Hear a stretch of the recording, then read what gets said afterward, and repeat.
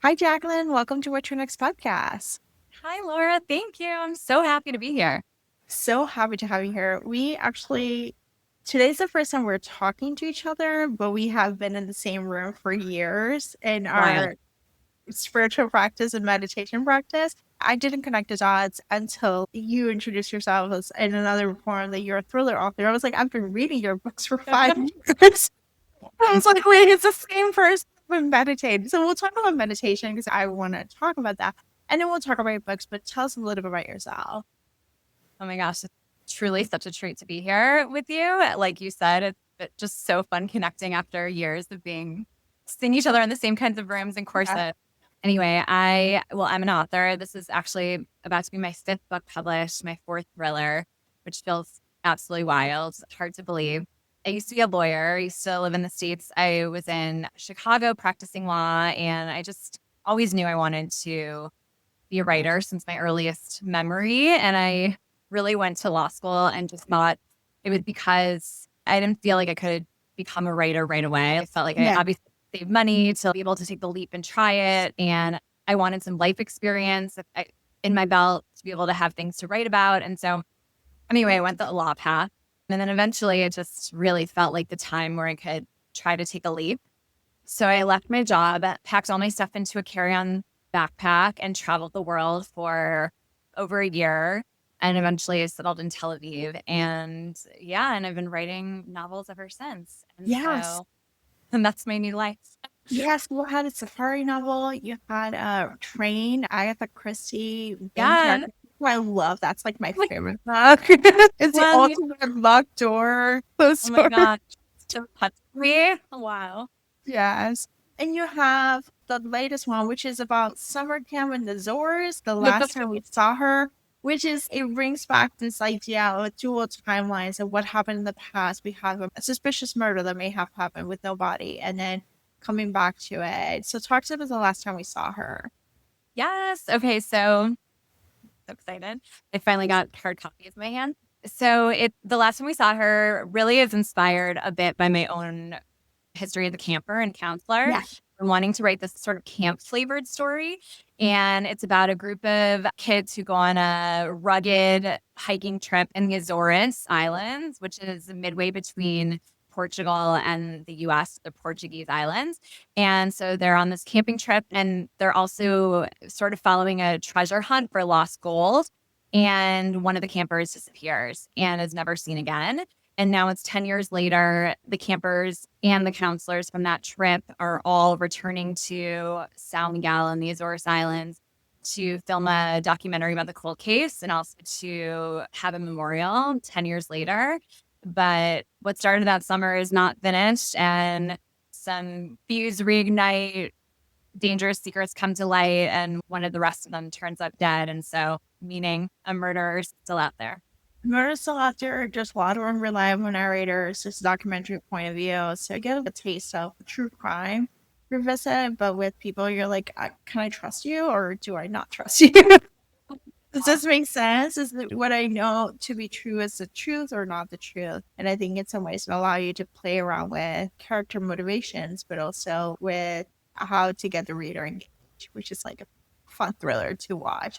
And it's perfect for the summer. So I love the sun-drenched island, volcanic island, rugged, raw. It feels, because I got to go there on a research trip, it feels like Jurassic Park, a little bit kind of Hawaii-esque because it's very yeah, lush green, really fun place yeah, to armchair travel.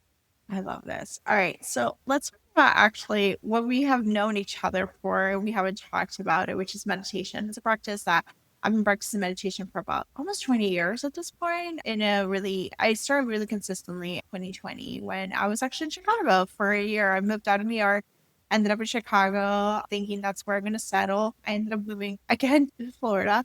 But that practice, because I was by myself, locked up in a room, I was in this very, what I consider the monastery of Lakeview, where I just That's meditated, podcasted, and tried to make sense of the world. So you actually have a practice. We practice different ways of meditation, but you have a practice, and I'm really curious because I think I want to adopt it myself, which is Vedic meditation. So talk to a little bit about it. What does that practice look like? and how can listeners may think about exploring practice? Yeah, wow. It's really, I would call it almost one of the cornerstones in my life and my wellness. I've been practicing Vedic meditation for, I guess, over 12, 13 years, Yeah. something like that. Um, and it's like transcendental meditation, if you've ever heard of that. It's a lot of famous people practice it, a lot of CEOs. It's basically a mantra based meditation, Yeah. and you're given a Sanskrit word by your teacher that you don't share with anyone. And it basically assists you to go to transcend, which isn't necessarily the goal of the meditation. The goal of the Yeah. meditation is to become a happier person and Yeah. just a more resilient person. And having tried other types of meditation, I can definitely say without a doubt, this one is just my favorite. It just teaches you to become an independent meditator. So you don't need apps, you don't need guided things. I meditate to 20, it's basically 22 minutes twice a day. So close to 45 minutes a day, but really you become addicted to it. I can tell, for instance, you do it in the morning and the afternoon, and I can tell in the afternoon when I'm starting to feel a little, I don't know, like ornery or just in my head busy. If I've worked the whole day and my head's just cluttered, like I do that meditation and wow, I feel like a new person after, and it really energizes you too. So anyway, I could talk forever because I think it's really, I feel like every human should know how to do Yeah. it. Meditation. Yeah, I agree. I feel like that's one area where people are like, oh, it sounds really good on paper. It's really difficult. I cannot quiet my mind. I cannot do it. And a lot of times it's not about that. It's about sitting in the couch and just sitting with your thoughts and sitting with your feelings and noticing and just learning to be observer.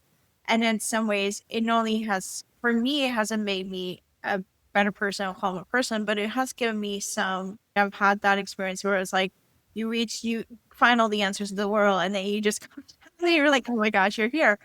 It helped me be more creative. It actually gave the Yes. creative soul, like actually problem solving. I think when we think about AI, is like we have the chatbot. I'm like, I can just go in meditation and put that problem, and that problem will find a solution in that problem in that 20 minute of meditation. Sometimes in the overnight, like that's where you put like you start in the morning and go back to it. Like it really allows you to have to not only work through the feelings and work through the ideas of this anxiety and depression, specific things, but also like it allows you to talk to your intuition, which is so powerful. Well, 100%. I can't imagine being like having a creative profession as my career, especially without meditation, because Yeah. it really opens you up to that creative channel in Yeah. a way that I think it's hard to replicate. Yeah. It's, how they say authors like it just go for a walk. It's the same idea. It's a walk-in meditation. It's like allowing your brain to get bored. I don't think we allow ourselves to get bored anymore.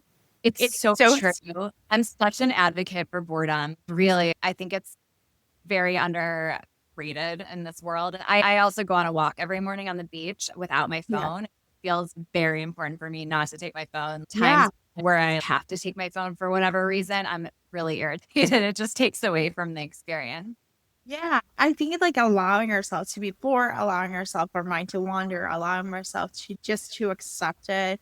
And it takes practice. I think it's the expectations. You'll be a great meditator in like the first time. And it's no, it's and sometimes you're a seasoned meditators. Sometimes it's a hard meditation. I think like we assume it's gonna be always be easy once you master the skill. Like it's you're always mastering new skill. You're always like encountering new thoughts, encountering new feelings, encountering new places of where you are in that present moment.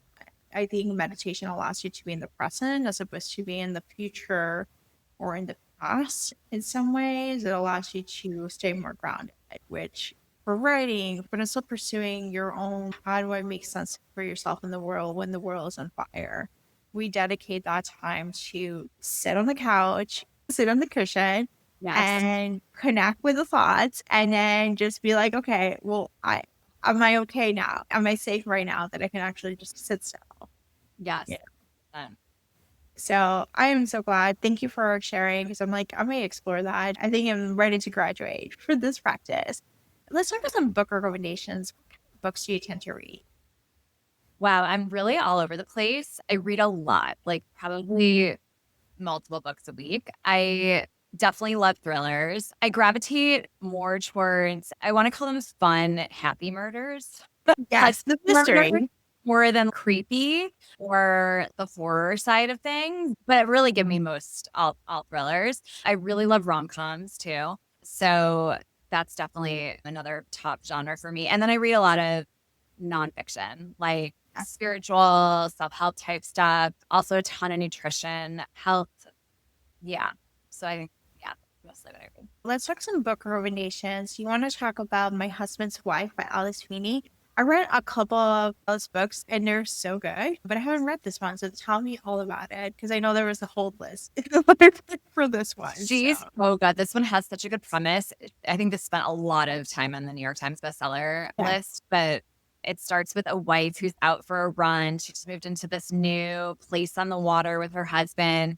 And she comes back from her run and tries to get in her house and she's locked out and she knocks and this woman answers her door and she is so confused. And the woman is basically has taken her life. It's like she's married to the man she was married to and her and the husband treat her like she's insane. What is she doing there? And anyway, the book takes off from there. That's why it's called My Husband's Wife. Very smart. Just every chapter was a twist. Yeah, very recommended. I'm adding this one. I'm bumping it up. The other one I really want to talk about is Richard Osman's. I know this is part of the Thursday Writer Club. You picked With Solved Murders. I think this is like a great, fun, cozy murder series. This is in the non-gory. This is not cozy, fully cozy, but in the mystery murder series where they're like fun to read. Yes, such fun book. So smart. He's very witty and fast. And it's a father-in-law and his daughter-in-law who solve murders together. And it's good. Yes. And then finally, we got Magpie Murders by Anthony Horowitz. And I actually have this on my 2BR series for me to pick up. I always see them like, oh, I need to read them. And I have so many. But this is like one of those that I'm like, I'm curious to hear why should I pick it up and why should listeners pick it up? Anthony Horowitz is one of my favorite authors. He also is responsible for there's a stratospherically popular British crime TV series that he writes for. He's just so smart. And he's an expert at a story within a story. So it's almost two murders that intersect. I think there's 3 books in that series. They're all fantastic, but the first one it was just very memorable for me. It's very good. It's set in the English countryside. And yeah, I highly recommend. And then I have to ask this because I saw that you currently read it or you have read it, which is Jane Green's memoir, Rewilding. I've been seeing it everywhere. I grew up reading Jane Green in my 20s. This Single Girl in London, Jemima J, maybe some things. Like those were my books. Those were my jam before I became a reader. Like the way I'm reading now. This was like the reason why I ended up moving to New York City because I did not fathom that I could move to London and being a single girl. In my 20s. Totally. So talk to us over Rewilding. What is it about? Because I know it's a memoir. It's a break free from what she's been doing in the past. She's letting go of the mask in this new era for life. So I love Jane Green too. I grew up in the same era in my 20s, just was obsessed with all of her kind of chick litty books. Actually, I have a fun Jane Green story because I think it was I don't think she had a publisher. So she did sort of an auction to raise money to self-publish it. So I bought one of her auction items, which was a lunch with her and Jen Caster. And it was so fun. So I had lunch with them like 10 years ago in New York City when I was popping through. And yeah, they were so wonderful. I was just in the start. I mean, I'd written books before that I consider my practice books, but I was just in the start of this leaving my job journey to be an author. And so it was very inspiring. And anyway, that's the side. The book I thought it was fantastic. Wow. I just tore through it. I read it in a day right when it came out. She's so vulnerable. I'm in awe at the level of vulnerability she showed. Really, it was a very powerful book. She really went there, really went deep. And I think it's very inspiring to know that at any time in your life, you can start over, reinvent yourself. She calls it rewilding. I'm very inspired by her. Yeah, I think she's like our older sister. Yeah, exactly. Our older sister who's guiding us through, like she's a decade ahead of us. And here's what it looks like in this era and stuff. I'm really 50s and thriving. She Yeah. definitely is aspirational Yeah, woman. like she was in the 20s in London and then moved to Connecticut, had the suburban household, Connecticut, Yeah. New England vibes, and now we're just like living it up.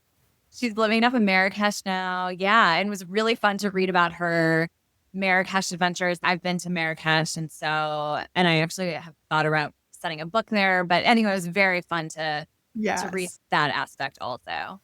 Awesome. Jaclyn, tell us where we can find you online. I am at Jaclyn Goldis on Instagram mostly. My website is jaclyngoldis.com, generally where I hang out. Jaclyn, it's a pleasure talking to you for the first time. So, Yes. yeah. Such a pleasure for me, truly. Yes. Thank you for having me. Thanks for listening to the What to Read Next. For more book lists, cozy reads, and library tips, visit the whattoreadnextblog.com. Your next great read might be waiting there.